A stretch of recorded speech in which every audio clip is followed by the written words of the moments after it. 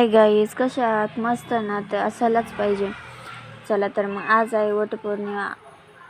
आधी तर सर्वांना वटपौर्णिमेच्या खूप खूप शुभेच्छा. तर जे आज आता ट्रेंडिंगला आहे ना, नवऱ्याला दाखवायचं मग तो लुक तयार करायचा, तेच मी पण जरा रील शूट केली, त्यातलंच थोडंसं मी घेतलेलं होतं. अशा पद्धतीने त्यांनी जे मला चॉईस केलेलं होतं लुक, तो मी केलेला होता. आणि तुम्हाला कसं वाटतं कमेंटमध्ये नक्की सांग. त्यानंतर आम्ही असं ताट भरून निघालेलो होतो. तर मी, आई आणि मनीषाताई होत्या आणि आमच्यासोबत हिंदवी होती. घरी कोणी नसल्यामुळे तिलाही मला सोबत न्यावं लागलं होतं.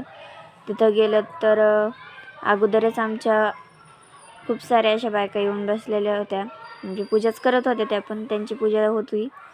त्यानंतर आम्ही पण पूजा करून घेतली. पूजेत वस्त्रमाळ, ओटी भरणे, परत आंबा वाहिणे आणि गूळ, इकडे डाळ गूळ पण देतात, नैवेद्य नसतो. त्यानंतर वडाची पूजा झाल्यानंतर आम्ही घेतले फेरी मारून 7 जन्मोजन्मी हाच पती मिळावा म्हणून. चला तर मग त्यानंतर अशी पूजा झाली. तुमच्या इकडे वडाला, म्हणजे वडाची पूजा कशी करतात कमेंटमध्ये नक्की सांगा.